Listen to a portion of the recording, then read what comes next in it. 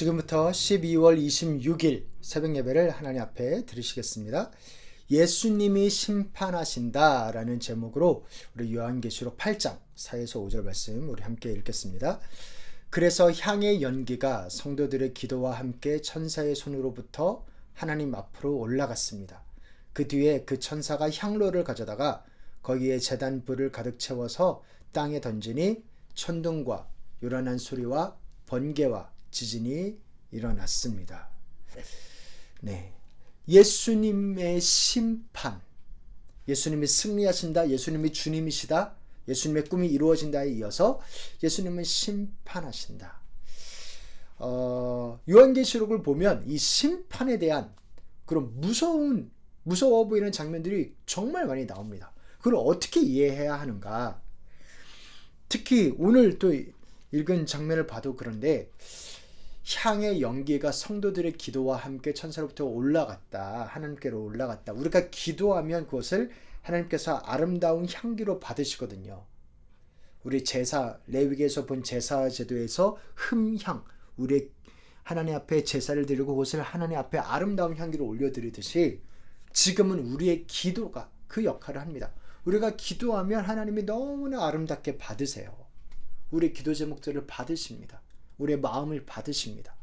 너무나 아름답잖아요. 근데 그 뒤에 나오는 장면은 섬뜩합니다. 그 뒤로 천사가 향로를 가져다가 제단 불을 가득 채워서 불을 채워서 땅에다 던지는데 천둥과 요란한 소리와 번개와 지진이 일어납니다. 그렇게 심판이 일어나는 겁니다.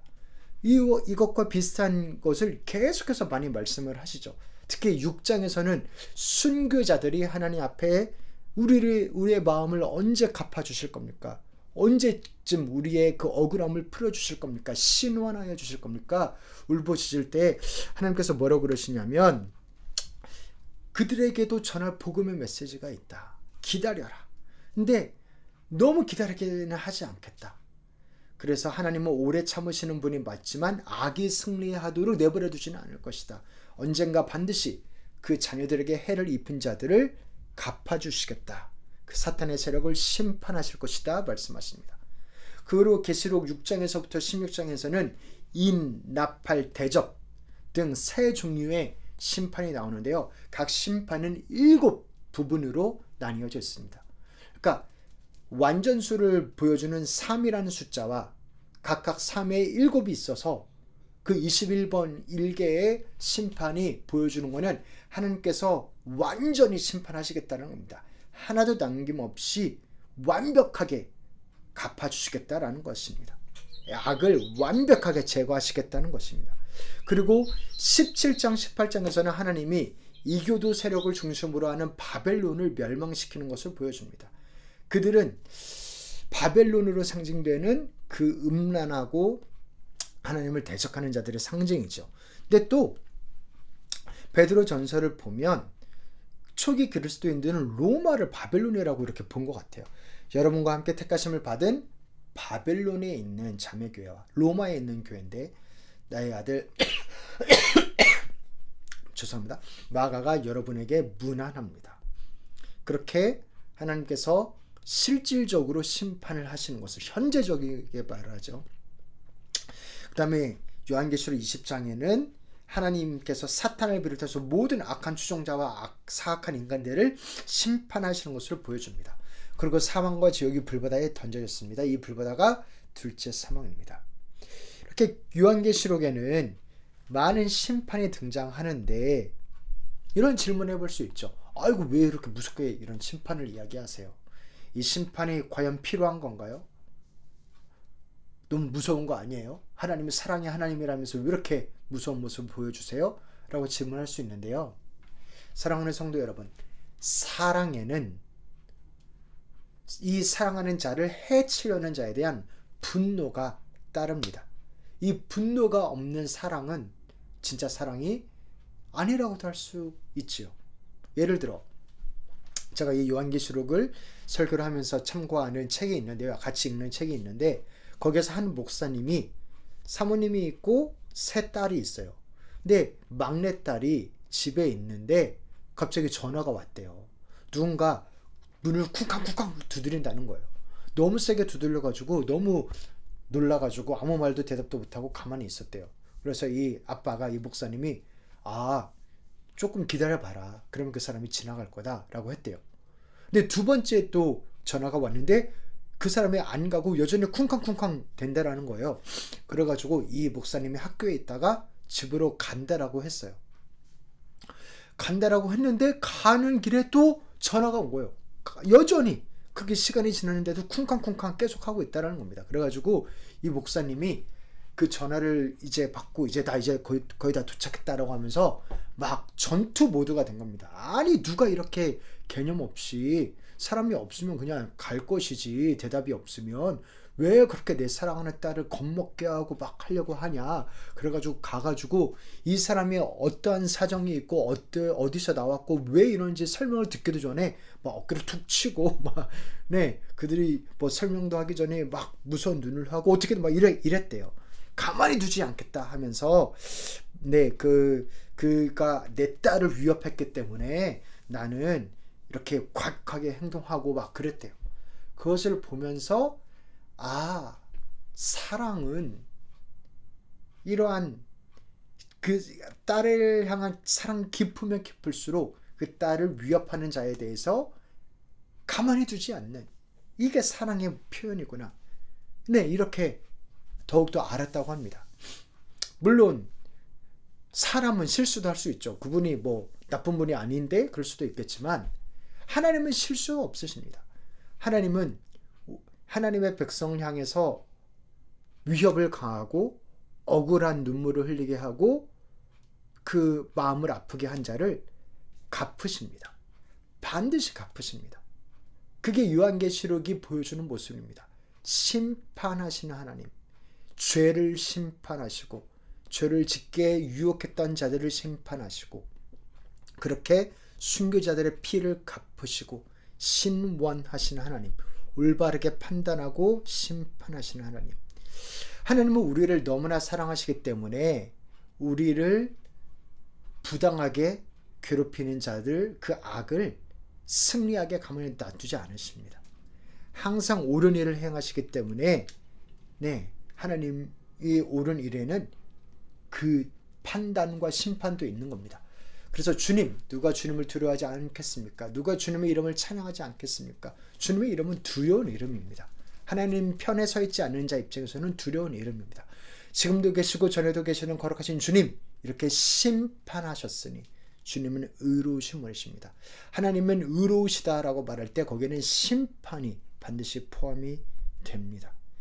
그렇게 하나님이 하나님을 대항하는 자들에게 심판하신다라는 말은 어떻게 보면 조금 두려움을 줄 수도 있는데요. 사실 예수님을 믿는다라는 것 하나 때문에 아무런 어떤 잘못도 없는데 죽임을 당하는 자들이 분명히 있거든요.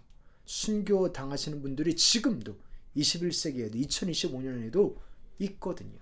그러한 분들의 이야기를 들은 자에는 이 심판의 하나님은 고마운 분이지 무서운 분이 아닙니다. 그렇게 하나님을 위해서 자신의 삶을 헌신하면서 그렇게 억울함을 인내하고 용서하고 참으며 하나님 앞에 올려드리는 그 어려운 기도를 했던 분들은 이 심판하신 하나님이 위로의 하나님입니다. 예를 들어 내 남편이 혹은 내 자녀가 아무 이유 없이 예수님을 믿는 것 때문에 죽임을 당했다고 한다면 그 어머니, 그 부모님의 심정이 어떻겠어요? 그분들에게 이 심판의 하나님은 고마운 분입니다. 갚으시는 분입니다. 그래서 그 백성을 구원하시고 결국에는 완성시키신 하나님은 그 절절한 사랑으로 심판하시는 분이십니다. 그래서 우리 하나님의 계획이 완성되는 거에는 이 심판이 반드시 들어가 있습니다. 그건 저는 그 모습이 저는 너무나 위로예요. 우리가 요한계시록 5장에서 그랬죠. 그 인을 떼는 것, 그게 어린 양, 죽임당한 어린 양이 인을 떼서 그 두루마기에 인을 떼서 이렇게 그것을 쫙 펼치는데, 역사 속에 펼치는데 그게 하나님의 구원 계획이었잖아요. 이 두루마기, 하나님의 놀라운 구원 계획이 이 두루마기가 5장에 이어서 10장에서 다시 나오는데 그 10장에서는 심판이랑 같이 나옵니다. 그러니까 하나님의 구원 계획에는 심판이 같이 반드시 들어가 있는 겁니다. 우리 그 장면 한번 보시면 그는 손에 작은 두루마리 하나를 펴서 들고 있었습니다. 그는 오른발로는 바다를 디디고 왼발로는 땅을 디디고 서서 마치 사자가 울부짖듯이 큰 소리로 부르짖었습니다. 그가 부르짖으니 7 천둥이 각기 소리를 내면서 말하였습니다. 그래서 이 두루마리는 하나님의 계획이 이루어지는 것은 심판과 함께 간다.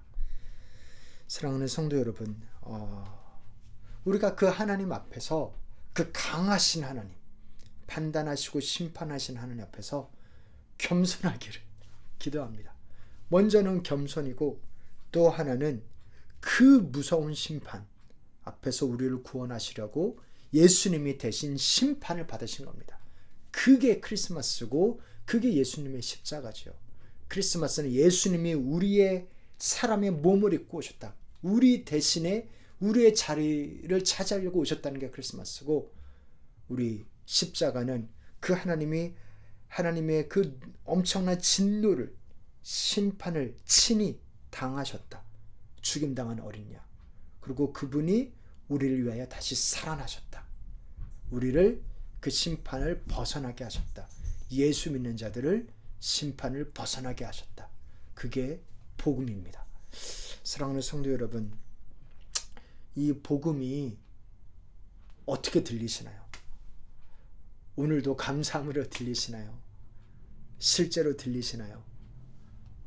기도하기를 그 예수 그리스도의 그 죽임당한 어린 양의 그 은혜와 그 구원이 실제로 들리시기를 기도합니다. 이거는 심판을 생각하면 가볍게 넘길 수 있는 문제가 아닙니다.